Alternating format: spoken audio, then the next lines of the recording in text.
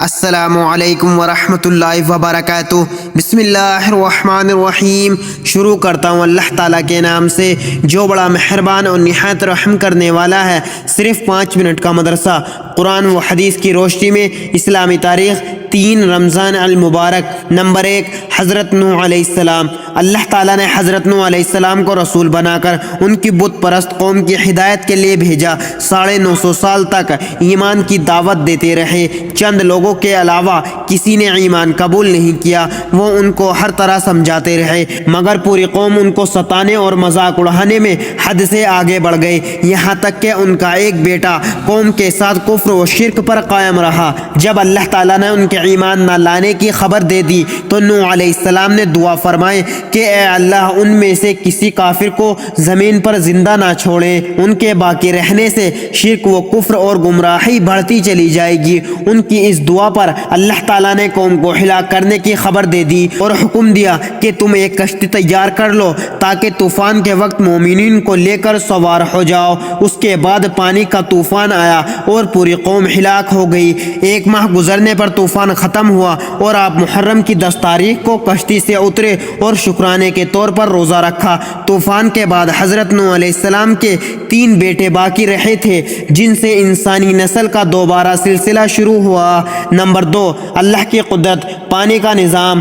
پانی اللہ تعالیٰ کی بہت بڑی نعمت ہے جس پر سارے جانداروں کی زندگی کا دار و مدار ہے۔ اگر زمین سے پانی ختم ہو جائے تو زمین سے انسان، حیوان، حتیٰ کہ پیڑ پودے سب ختم ہو جائیں گے، لیکن یہ اللہ تعالیٰ کی بہت بڑی قدرت ہے جس نے سمندروں کی شکل میں پانی کا بہت بڑا ذخیرہ جمع کر رکھا ہے، پھر وہاں سے بادلوں کی شکل میں پانی کو اٹھا کر سوکھی زمین کی طرف برساتا ہے اور پھر اسی پانی کو زمین کے اندر ذخیرے کے طور پر جمع کرتا ہے، جس سے پیڑ پودوں کو پانی ملتا ہے جسے انسان خود پیتا ہے اور اپنی کھیتیاں سیراب کرتا ہے۔ اللہ تعالیٰ نے اپنی اس قدرت کو قرآن میں بیان فرمایا ہے۔ ہم ایک اندازے سے آسمان سے پانی برساتے ہیں، پھر اس کو زمین میں روکے رکھتے ہیں اور اس کو لے جانے اور ختم کر دینے پر بھی ہم قادر ہیں۔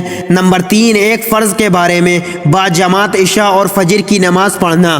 رسول اللہ صلی اللہ علیہ وسلم نے فرمایا، جو شخص عشاء کی نماز جماعت کے ساتھ پڑھے گویا اس نے آدھی رات عبادت کی، اور جو فجر کی نماز جماعت سے پڑھ لے گویا اس نے ساری رات عبادت کی۔ نمبر 4، ایک سنت کے بارے میں دودھ پینے کے بعد کلی کرنا۔ رسول اللہ صلی اللہ علیہ وسلم نے دودھ پیا اور کلی فرمائے اور فرمایا کہ اس میں چکنائی ہوتی ہے۔ نمبر 5، ایک اہم عمل کی فضیلت، روزے دار کو افطار کرانا۔ رسول اللہ صلی اللہ علیہ وسلم نے فرمایا، جو شخص کسی روزے دار کو روزہ افطار کرائے اس کے لیے گناہوں کے معاف ہونے اور آگ سے خلاصی کا سبب ہوگا، اور روزے دار کے ثواب کے مانند اس کو ثواب ملے گا، مگر روزے دار کے ثواب میں سے کچھ کم نہیں کیا جائے گا۔ صحابہ کرام رضی اللہ عنہ نے عرض کیا، ہم میں سے ہر شخص اتنی وصیت نہیں رکھتا کہ افطار کرائے، تو آپ صلی اللہ علیہ وسلم نے فرمایا، یہ ثواب تو اللہ تعالیٰ ایک کھجور سے کوئی افطار کرا دے یا ایک گھونٹ پانی پلا دے یا ایک گھونٹ دودھ پلا دے اس کو بھی مرحمت فرماتے ہیں۔ نمبر 6، ایک گناہ کے بارے میں زکوٰۃ ادا نہ کرنا۔ رسول اللہ صلی اللہ علیہ وسلم نے فرمایا، جس شخص کے پاس مال ہو اور وہ اس کی زکوٰۃ ادا نہ کرتا ہو تو وہ مال قیامت کے دن ایک ایسا سانپ بنایا جائے گا جو گنجا ہوگا اور اس کی آنکھوں پر 2 کالے نقطے ہوں گے، پھر وہ سانپ اس کو اس وقت تک نگلتا رہے گا جب تک بندے کے درمیان فیصلہ نہ ہو جائے۔ نمبر 7، دنیا کے بارے میں آخرت کے اعمال سے دنیا حاصل کرنا۔ رسول اللہ صلی اللہ علیہ وسلم نے فرمایا، جو شخص آخرت کے کسی اعمال سے دنیا چاہتا ہو اس کے چہرے پر فٹکار ہوتی ہے، اس کا ذکر مٹا دیا جاتا ہے اور اس کا نام دوزخ میں لکھ دیا جاتا ہے۔ نمبر 8، آخرت کے بارے میں مسلمانوں سے جنت کا وعدہ۔ قرآن میں اللہ تعالیٰ فرماتا ہے، اللہ تعالیٰ نے مسلمان مردوں اور مسلمان عورتوں سے ایسے باغوں کا وعدہ کر رکھا ہے جن کے نیچے نہریں بہہ رہی ہوں گی، یہ لوگ ہمیشہ باغوں میں رہیں گے، اور ایسے عمدہ مکانوں کا وعدہ فرمایا جو ہمیشہ رہنے والے باغوں میں ہوں گے، اور اللہ کی رضامندی سب سے بڑی چیز ہے، یہ بہت ہی بڑی کامیابی ہے۔ نمبر 9، طب نبوی سے علاج، کلونجی میں ہر بیماری سے شفا۔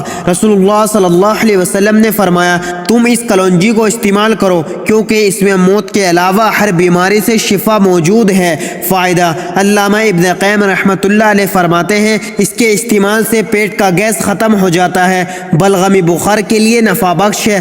اگر اس کو پیس کر شہد کے ساتھ موجو بنا لیا جائے اور گرم پانی کے ساتھ استعمال کیا جائے تو گردے اور مثانے کی پتھری کو گلا کر نکال دیتی ہے۔ نمبر 10، قرآن کی نصیحت۔ قرآن میں اللہ تعالیٰ فرماتا ہے: اے لوگو، زمین کی حلال اور پاکیزہ چیزیں کھاؤ اور شیطان کے نقش قدم پر مت چلو، وہ تمہارا کھلا ہوا دشمن ہے۔ وہ تم کو برائی اور بے حیائی کی باتوں کا حکم دیتا ہے اور اس بات کا حکم دیتا ہے کہ تم اللہ کے متعلق ایسی بات کہو جس کا تمہیں علم نہیں ہے۔ اللہ تعالیٰ ہم سب کو ان پیاری احادیث مبارکہ پر عمل کرنے اور اپنی زندگیوں کو سنوارنے کی توفیق عطا فرمائے، آمین۔ مزید اسی طرح کے اسلامک ویڈیو کے لیے اگر آپ نے ابھی تک چینل زماں ملک کو سبسکرائب نہیں کیا تو سبسکرائب کر لیں اور ویڈیو کو لائک اینڈ شیئر ضرور کریں۔ جزاک اللہ، شکریہ۔